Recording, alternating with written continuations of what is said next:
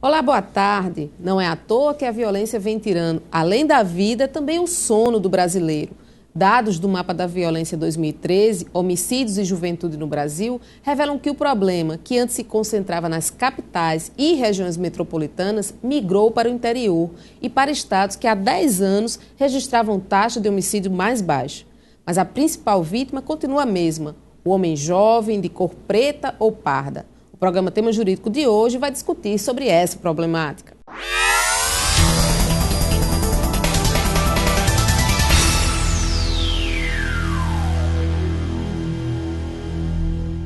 Apesar de melhoras pontuais em alguns estados, o Brasil ainda tem, em média, uma alta taxa anual de homicídios. De acordo com o Mapa da Violência 2013, a relação permanece na casa de 20,4 assassinatos por grupo de 100 mil habitantes. É o dobro do teto estabelecido pela ONU como aceitável. Para conversar sobre este assunto, convidamos o promotor Marcos Leite e a professora da Facisa, Sabrina Correia. Boa tarde, professores. Sejam muito bem-vindos a este programa de estreia do semestre 2013.2, onde a gente vai aí discutir sobre violência. Professora Sabrina, a gente já teve a violência como sendo o lugar de pertencimento dela sendo a periferia. E hoje ela parece estar mais próxima, acabaram as fronteiras e é no centro, é na periferia, está em todo lugar. É isso mesmo? Veja, a gente pode dizer que há uma consonância de duas coisas. Em primeiro lugar, apesar de algumas políticas públicas terem sido feitas ao longo dos anos na saúde, na educação, né, no emprego, ainda assim as desigualdades sociais existentes no país são muito grandes. E isso se reflete na criminalidade, né? Eu costumo dizer aos meus alunos de direito penal que o crime é simplesmente a ponta do iceberg dessas desigualdades sociais, porque ele somente revela, né, o quão distante algumas camadas da população estão de outras. Também, por outro lado, com o acesso à comunicação mais fácil, né, pela televisão, pelo rádio, pela internet, nós também hoje temos mais notícias sobre os crimes que acontecem. Coisas que não se sabia, hoje são fáceis, né, de se ter acesso por vários meios. Inclusive existe uma parte, né, da mídia que utiliza-se desses crimes como seu show, né, particular. Então, há a real sensação de que a criminalidade está mais perto, mas há também, dentro desse contexto, né, uma utilização do crime, muitas vezes como um desvio do que realmente causa o crime. Não o crime em si, mas a origem do crime. Tem sido mais uma questão de visibilidade do crime do que a discussão da origem ou do que provoca a criminalidade em si? Com certeza a visibilidade acaba sendo maior do que a discussão do porquê o crime acontece, onde acontece, com quem acontece e quem são as vítimas. Essa mudança ao longo do tempo, essa saída, esse deixar da exclusividade da periferia para o centro, essa mudança ocorreu também no perfil da vítima ou desde sempre essa vítima, como os dados apresentam, o homem da cor negra ou parda, continua desde sempre sendo o mesmo perfil? Veja, nós vemos hoje mais vítimas da chamada classe média, da classe alta, mas essa mudança do perfil da vítima e também do perfil do suposto agressor, né, ela é, como eu disse anteriormente, um resultado, um reflexo dessas desigualdades sociais, né? Então, enquanto houver essa desigualdade, a gente vai ter um número grande de marginalização. E essa marginalização leva ao crime, né? Para que você tenha uma ideia, quando a gente fala, por exemplo, dos tipos de crimes que são mais punidos, né, e que a gente tem com mais frequência nos cárceres, mais de 60% são crimes contra o patrimônio, né? Então, roubo, furto, né, extorsão, né? Então, são crimes que normalmente são praticados por camadas mais baixas, da população mais baixa, né? Crimes como, por exemplo, de corrupção, né? A gente vê poucas punições, embora, e aí a questão do porquê do crime, embora quando a gente fala, por exemplo, do desvio de verba na saúde pública, né? A questão da gravidade, né, e da temeridade do que isso pode acontecer é muito maior, porque aí são milhares de pessoas que morrem, são milhares de pessoas que não têm o acesso à saúde E isso não é tão noticiado quanto, por exemplo, um crime de homicídio. O dano é coletivo. O dano é muito maior, mas a visibilidade não, porque, infelizmente, nós ainda temos uma sociedade muito individualista. Então, dói mais no meu bolso, eu prefiro que a pena seja mais grave. Se dói no bolso de todo mundo, fazer o quê? E, professor Márcio, com relação ainda à questão do perfil e tocando um pouco no que a professora Sabrina coloca com relação a essa mediatização do crime, da violência, há uma diferença entre o perfil real dessa vítima e o perfil que vai ser divulgado, que vai ter visibilidade na mídia? Olha, ocorre sim. Ocorre, não digo assim de forma quanto mais, mas tem ocorrido essa diferença. Na medida em que, abrangendo aqui o tema, né, muito bem colocado pela professora Sabrina, essa migração da população para a zona urbana, essa coisa toda, isso tem influenciado sim, né? E também o outro aspecto é essa questão dos crimes como um todo, digamos, o crime de menor potencial ofensivo, os crimes do júri, né, de competência do tribunal do júri, e os crimes contra o patrimônio, esse sim tem tido um grande destaque, mas como também colocou muito bem aqui a professora, as pessoas estão acostumadas a acompanhar a mídia para ver qual é o resultado, e muitas vezes crimes, por exemplo, de colarinho branco, não são tão divulgados, e a gente acaba não vendo a devida punição para esses crimes. É isso que vem ocorrendo, a meu ver, esse sintoma. Uhum.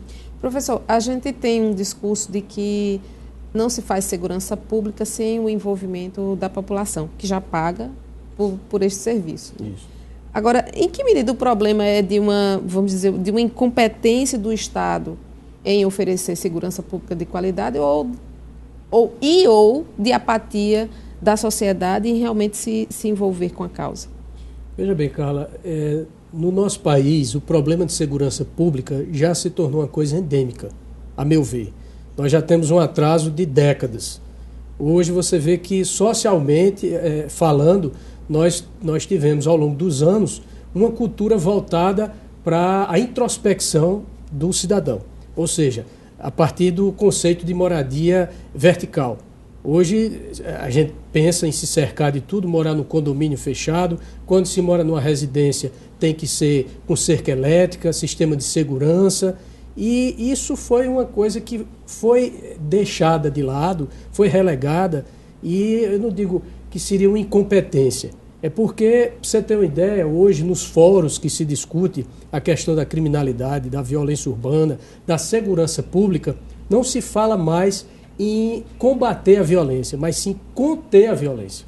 Para você ver os níveis alarmantes que nós chegamos. Exato. Professora Sabrina, o estudo do IPEA sustenta que iniciativas como conter a evasão escolar, aumentar o efetivo policial e incrementar prisões iriam ajudar o controle da violência. A senhora concorda com essas medidas? Concordo parcialmente, digamos, porque quando a gente fala no investimento em educação, né, e na segurança pública, por exemplo, a questão de utilizar a polícia militar, a polícia civil, né, como realmente defensores de direitos e garantias fundamentais, isso é essencial em qualquer país que queira ser desenvolvido, né?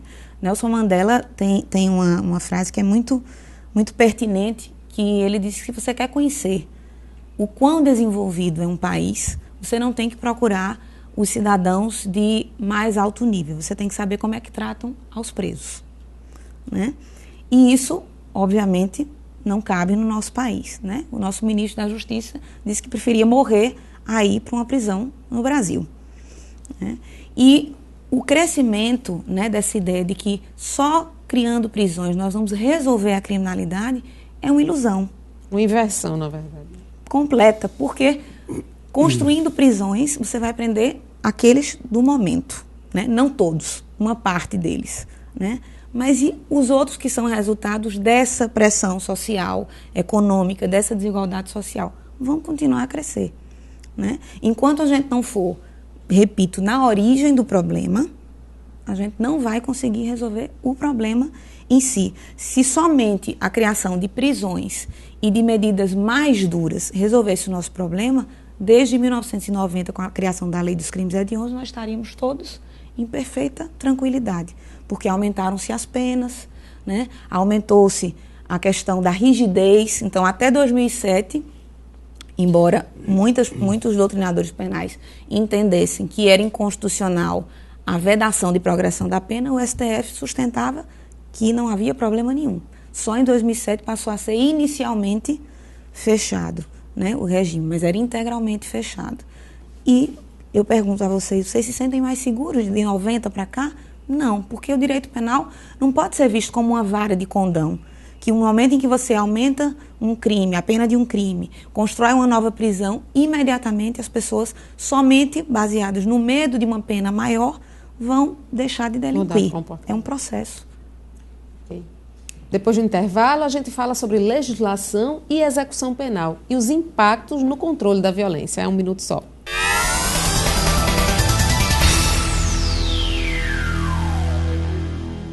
A discussão sobre violência versus impunidade não é recente e vai sempre trazer as fragilidades do sistema de execução penal.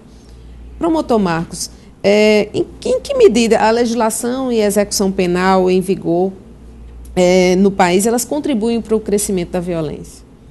Veja, na medida em que a nossa legislação, por exemplo, a nossa LEP, a Lei de Execução Penal, ela já padece de uma reforma há vários anos, isso há décadas, novamente eu repito, de uma reforma, uma coisa que vem a funcionar. Os nossos presídios são verdadeiros depósitos humanos, não ressocializa.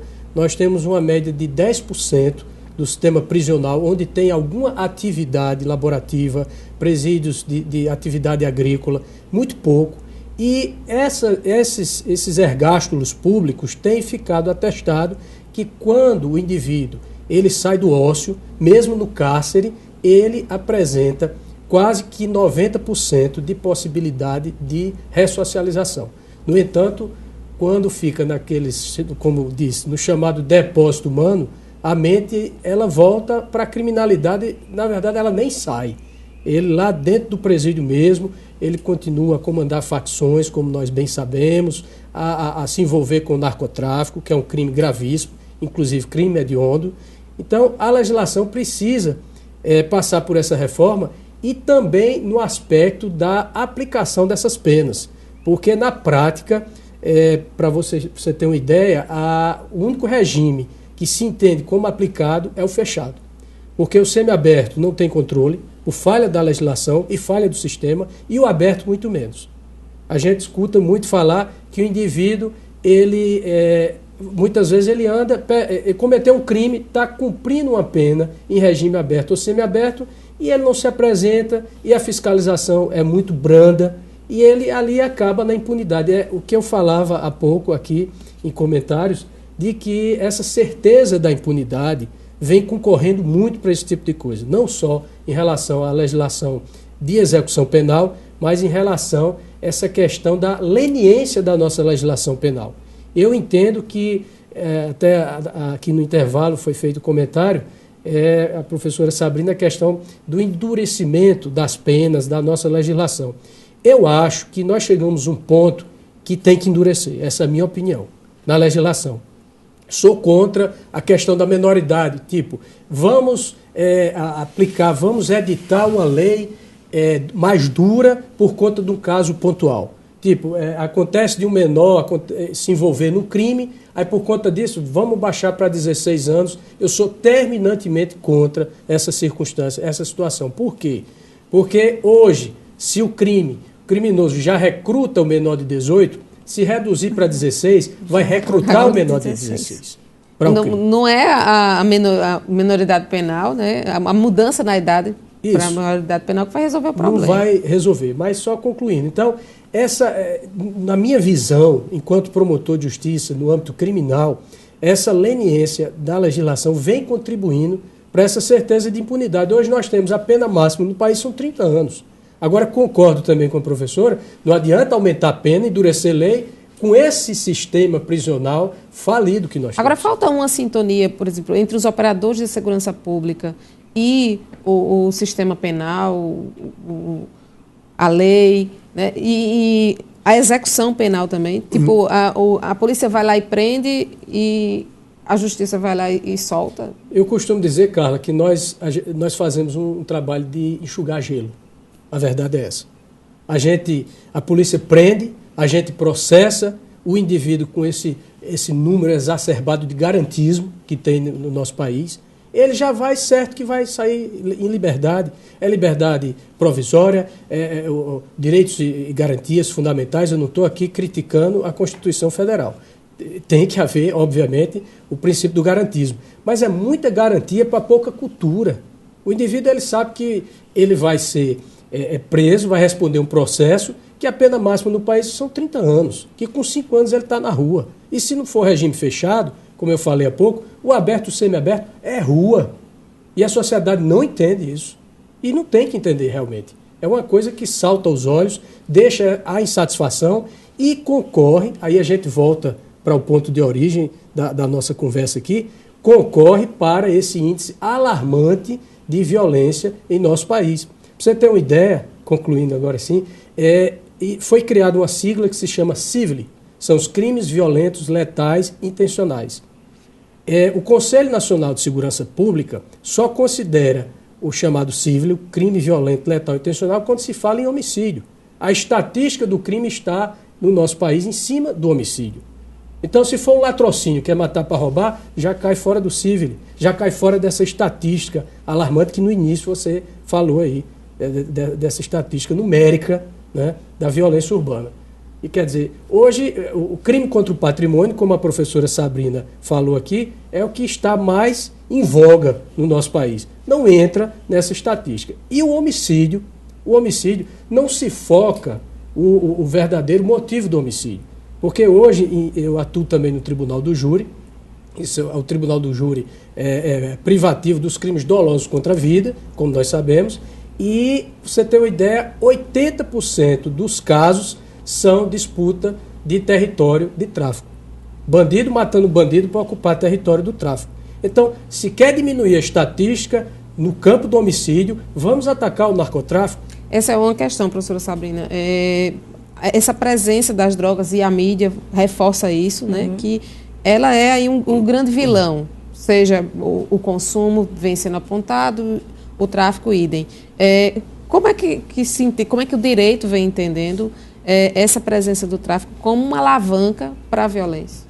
O tráfico não diria o maior vilão, mas é um dos. Porque o tráfico, muitas vezes, ele vai se utilizar da ausência do Estado.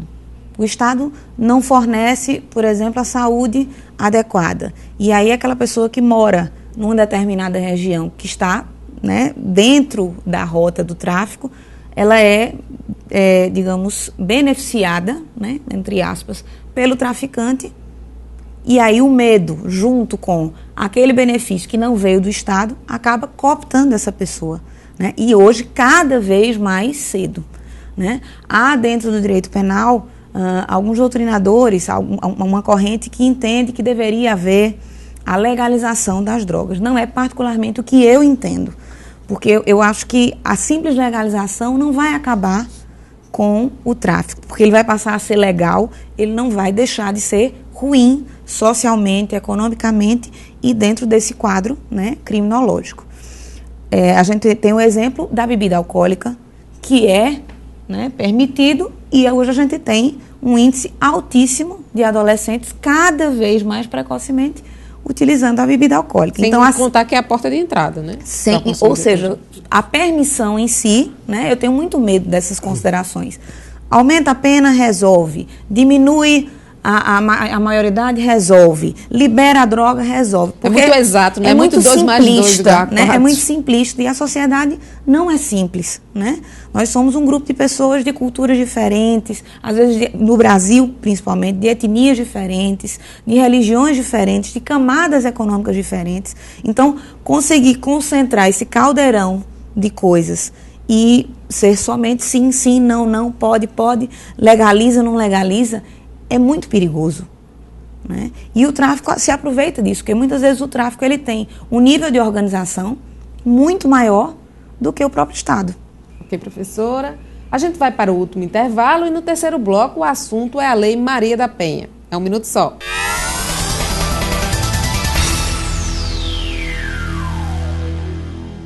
Na última quarta-feira, 7 de agosto, a Lei Maria da Penha completou 7 anos. O Conselho Nacional de Justiça divulgou números relativos aos procedimentos da Lei Maria da Penha. Em 2006, ano de promulgação da lei, houve uma diminuição do número de casos. A partir de 2007, eles voltaram a subir. Professora Sabrina, o que dizer desses números? O impacto do primeiro ano, depois temos aí um relaxamento? Não, eu acho que, na verdade, o que acontece é que muitos desses casos de violência que estavam escondidos, eles vieram à tona, né? Com a criação da lei e a modificação de uma série de questões que já foram vistas que não funcionavam, como, por exemplo, fornecer como pena a cesta básica, né? Não funcionava porque muitas vezes o agressor fornecia a cesta básica e dizia, olha, já paguei ao juiz e essa semana eu já não faço mais feira, né? Ou o absurdo que era da mulher entregar a intimação ao marido, ao companheiro, e muitas vezes sofria uma nova violência, né? Física, moral, sexual. Então, na verdade, o que eu acho que acontece não é que aumentou a violência. A violência contra a mulher é uma coisa que ela vem de séculos, né? O machismo, a questão do homem ter que ser o provedor da família. Aí a gente tem os dados do IBGE que mostram que hoje em centenas de famílias, milhares de famílias, é a mulher quem tem o emprego, porque o marido está desempregado, ela que mantém a casa. E isso tudo faz com que essas questões, né, venham à tona, né, e a violência acabe sendo deflagrada. Mas sempre existiu. É uma demanda contínua. Sempre, porque o machismo não é de hoje, o machismo não nasceu em 2006, né? Então, também a violência contra a mulher, infelizmente, não é uma novidade. Agora, o fato de existir uma delegacia para a mulher, né? Mais recentemente, uma vara para a proteção nos casos de violência doméstica, faz com que algumas mulheres que já não tinham esperança, né, de resolver esse problema e continuariam por dezenas de anos ainda sendo vítimas de violência, denunciem, procurem as delegacias e aí isso vai se reverter em números. Não necessariamente porque há mais violência, mas porque há mais denúncia. As medidas protetivas, elas estão vindo a contento? Não, definitivamente não. Né? Muitas vezes se pergunta se a Lei Maria da Penha trata diferente o homem da mulher. Na verdade, a Lei Maria da Penha, ela tem na sua maior parte, né, essa questão do atendimento à mulher, de como deve ser, né, e tentar mantê-la longe dessa violência. Então, aí viriam as medidas protetivas. Só que falta estrutura, né? Faltam casas-abrigo, falta a questão do atendimento psicológico, do atendimento médico a essas mulheres e, às vezes, aos companheiros, aos maridos também, né? E aí tudo isso faz com que, muitas vezes, a lei, que tem um intuito bom, acabe falhando. E, promotor, quando a mulher é agredida e toma a decisão de denunciar o marido, o companheiro, o agressor, que medida, que primeiro procedimento ela deve adotar? Olha, o primeiro procedimento é comparecer a uma delegacia, notadamente a Delegacia Especializada da Mulher, nós temos aqui em Campina Grande, e registrar a ocorrência. A partir daquele momento, ela tem que ter consciência que ela pode sofrer novas agressões de ordem física, psicológica, como bem colocou aqui a professora Sabrina, mas ela tem que ter essa coragem, tem que chegar aí. E tem um nuance na própria Lei Maria da Penha, que está lá no artigo 16, que ela só pode desistir daquela representação feita na delegacia em juízo. Ela não pode mais, inclusive isso já foi pacificado pelo Supremo, porque estava tendo muita discordância, muita dessemelhança na interpretação. A mulher ela ia na delegacia, fazia a representação e depois marcava-se uma audiência para ela dizer se queria continuar ou não. Estava sendo dada uma interpretação teleológica a esse artigo 16, isso o Supremo corrigiu e agora ela só pode desistir em juízo se ela se retratar da representação. E mesmo assim, se não for um crime de ação pública, obviamente. A lei já passou por algumas mudanças ao longo desses 7 anos. O que mais poderia ser feito, ou se é que precisa ser feito, para que ela seja aprimorada? Olha, me parece que não está sendo apurado, investigado a questão do distúrbio em si, a chamada misoginia, né? Porque isso é um distúrbio que acontece nos homens que maltratam as mulheres. Porque essa expressão vem do grego miso, que é ódio, genia, gene, mulher. Então, são indivíduos que odeiam as mulheres. E muitas vezes os estudiosos têm questionado o fato, e até na justiça tem dito isso, confundido com antropocentrismo ou até machismo. Mas não tem nada a ver. A misoginia é um distúrbio e muitas vezes a mulher incorre nesse distúrbio. Ela acha que o marido bate nela, por exemplo, porque a culpa é dela. Então, esse acompanhamento psicológico, social, me parece que não está sendo feito devidamente. Então, as mulheres incorrem também nesse distúrbio da misoginia e me parece que, na prática, não está sendo investigado devidamente isso. E nós temos tido dificuldade na instrução dos processos, porque, com a nova decisão do Supremo, a mulher ela não pode mais desistir, especialmente, notadamente, nos casos de ação pública. E da lesão corporal. Lesão corporal, se tiver laudo. Porque se for vias de fato, ela chega lá, doutor juiz, eu não quero, a ação não prossegue. Tem essa interpretação também da última decisão do Supremo para cá. Mas, nesse caso, quando a mulher ela não vê que não tem mais jeito, a ação vai prosseguir, ela faz de tudo, está acontecendo na prática, para que o processo não tenha um bom desfecho, para que o companheiro ou o marido seja absolvido. Muitas vezes porque ela depende economicamente, está sendo maltratada, continua a ser maltratada, vilipendiada, mas não diz mais. Ela faz tudo, não, olha, foi uma queda, foi uma discussão, ele nunca tinha feito isso, e, enfim. O fator medo aí é decisivo, né? Decisivo. Com certeza. Mas às vezes, pasmem vocês, elas não têm dependência econômica, nem medo desse indivíduo. Mas eles acabam, esse que realmente acometido desse distúrbio, convencendo-a de que ela é a culpada, porque ele a agride. Mas esse distúrbio vem sendo apresentado como... Tem chegado realmente a juízo, olha, a alegação é essa, tem o problema, tem um distúrbio para inocentar, vamos dizer assim, o agressor? Não, porque isso aí não chega a ser uma patologia. É um distúrbio, muitas vezes o agressor ele precisa estar movido por uma substância, né, entorpecente, por bebida alcoólica. Então, o depoimento que nós temos na prática dessas mulheres vítimas é de que é o melhor marido do mundo. Olha, doutor, se ele beber, aí pronto, o problema é a bebida.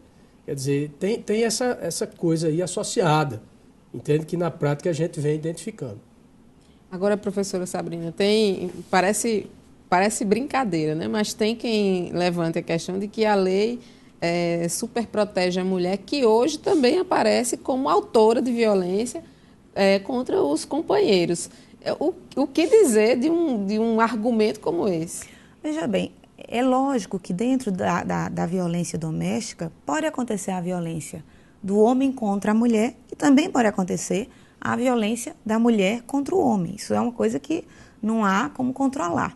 Mas a Lei Maria da Penha não trata a mulher de forma diferente porque a mulher é melhor, porque a mulher é uma coitada. Não, é porque, infelizmente, os índices mostram que essa mulher precisa ser mais protegida, né? Quiséramos nós que não precisasse haver uma Lei Maria da Penha, né? Nós sabemos que constitucionalmente nós somos iguais perante a lei, mas os índices mostram que as mulheres, fazendo o mesmo trabalho, tendo o mesmo cargo, ganham 30% a menos que os homens, né? Então, essa discriminação ela se mostra em várias áreas, né? E vai se mostrar também nessa, muitas vezes, impossibilidade de defesa da mulher por uma questão física, por uma questão emocional. Muitas vezes essa mulher, que às vezes não depende economicamente, né? Mas depende emocionalmente desse companheiro, desse marido. Às vezes a família não vai acolher, porque muitas vezes ela pode escutar da própria mãe que o fim do casamento, a culpa é da mulher. Gente, eu quero agradecer a presença, a participação de vocês no tema jurídico. Foi um prazer tê-los aqui conosco e abrir o espaço para as considerações finais, começando pelo promotor Marcos. Bem, eu agradeço o convite e tenho a dizer realmente que nós, operadores do direito, notadamente nessa área de segurança pública, temos feito o possível com a estrutura, os mecanismos que temos em mãos e, lamentavelmente, vem crescendo esse índice. Aqui na Paraíba a gente vem tendo algum controle, houve uma redução recentemente. Essa equipe de segurança pública que está aí vem fazendo um trabalho muito bom, mas, lamentavelmente, como eu falei no início aqui, é a questão mesmo de cultural. A gente, ao longo dos anos, a gente vem conspirando para esse estado de coisas, com a questão de educação, a verba muito baixa para a educação, não tem saúde pública, questão de transporte público, e isso tudo envolve todo um contexto que acaba desaguando na questão da segurança pública. Obrigada, professor. Professora Sabrina. Eu gostaria de agradecer o convite, né? A oportunidade de estar aqui debatendo. É importante, inclusive, que exista um membro do Ministério Público, né? Eu como representante da área acadêmica, para que a gente possa dialogar, né? Eu acho que se houver esse diálogo entre as diversas áreas, né, do direito, o Ministério Público, a magistratura, os acadêmicos, os advogados, a gente pode chegar em soluções mais palpáveis, né? É importante discutir, é importante ver o direito penal como algo que faz parte da sociedade, e não algo que você só aciona quando a sociedade não dá certo. Sim, obrigada, professora. E obrigada a você também pela sua audiência aqui na TV Itararé e no nosso canal no YouTube. Bom final de semana e até sábado que vem com mais um tema jurídico da Facisa.